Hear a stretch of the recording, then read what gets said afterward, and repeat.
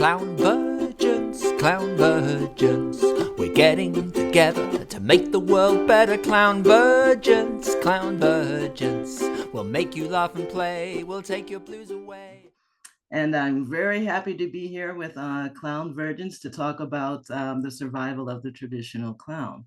I'm going to start with this. I have some notes on the side that you'll see my eyes glance at every once in a while so I can keep my train of thought. But I'll start with this. Otto Griebling, Emmett Kelly Sr., Lou Jacobs, Peggy Williams, Skeeter Reese, Annie Fratellini, Grok. Who are these people?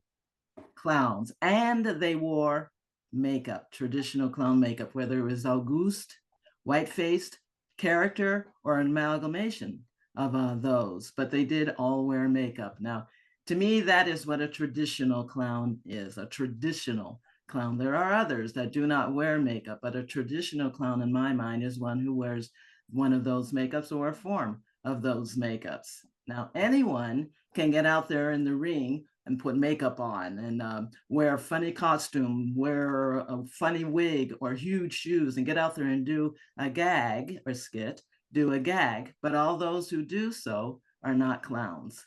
It takes a lot of talent. I think it's a God-given gift to be able to get out there and to make people that are used to hearing things on TV or seeing things as they walk by. It's a God-given gift to make people, to have the ability to make people laugh. And for me, again, my name is Danise Payne, and I have had 25 years as a career as a traditional circus clown. I worked on Ringling Brothers. I started out actually in 1978 at Ringling Brothers Barnum Bailey Clown College. From there, that was a long time ago.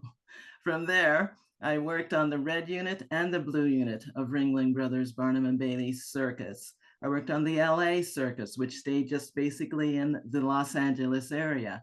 I worked on a show that was predominantly African American called UniverSoul Big Top Circus for many, many years. I worked on George Corona's show where we worked just within the interior of the United States. I worked on Gerry Cottle Circus in England. That's where I became that first African-American woman clown to work in a circus in Europe. All of those gave me a chance to use the makeup to be identified as a clown. And even with that, as an African-American woman clown, it was very difficult because I had many instances where kids came up to me and, "You're not a clown," and moved away from me to the next person. It is extremely important to me that all those who wear makeup, who are given that gift by God to be a clown, to be recognized as being a traditional circus clown. Now, how do you do that? And why is it necessary to do that? It's important because circuses and other shows are getting away, I believe, from using clown because of the times. I've had people where I've tried to get speaking engagements. I've had people, say to me, well, I hate circuses. I hate clowns. All of this, it gets to you and you want to know what is going on, what is happening, and how you can change all of that. The best way, in my mind, to do that is to get yourself out there, to do podcasts, to write your memoir, let people know that you're there, make them hear you. Also, do things such as, I don't know, Clown Virgins. Extremely important to have events like this, but not just for this, the performing community. Have townies click in and listen to hear what all of us have to say. Make them hear you, make them hear you. Now, the way that I see that traditional clowning and circuses are going, it's very difficult now because I've been to some shows within the past year where there are no clowns. Obviously, a lot of them do not have animals also, but a lot of them do not have clowns. They have what they call comedic performers. There's nothing wrong with that. Same tree, different branch. But there's nothing wrong with having comedic performers, but there's nothing wrong with having the traditional circus clown either. When I was on the LA circus, I had a chance to actually perform. Dick Monday was one of the coordinators of that show. Excellent, excellent show.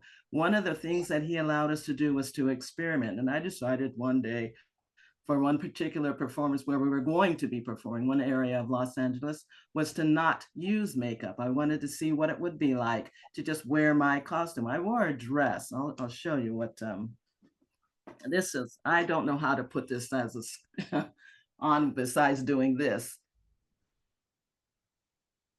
That's one of my lady characters. I don't know how to put the slides on the computer. I'm kind of computer illiterate, but that was one of my costumes.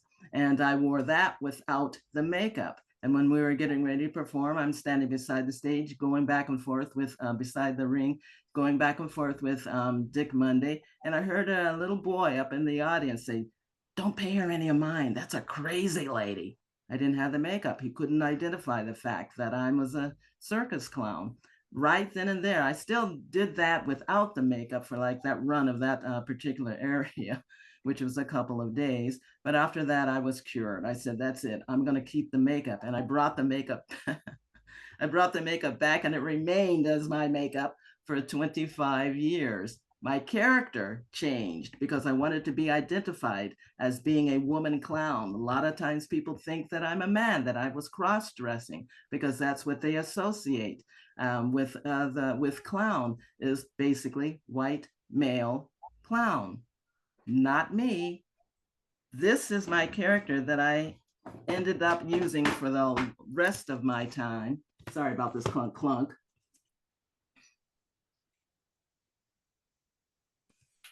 This Granny Clown, and that was my clown dog, Sad Sack the Wonder Dog.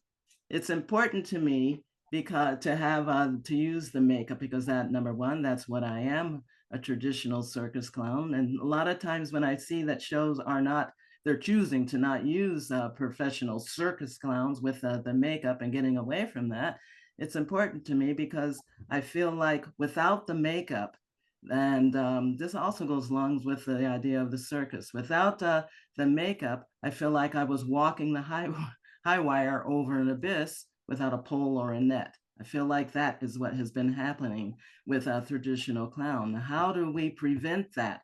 That I do not have the answer for, except to say, get out there. Again, do podcasts, do clown virgins, let townies know.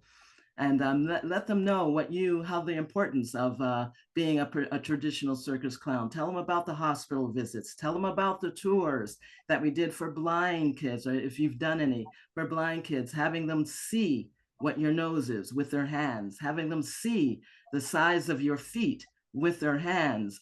The reactions are precious.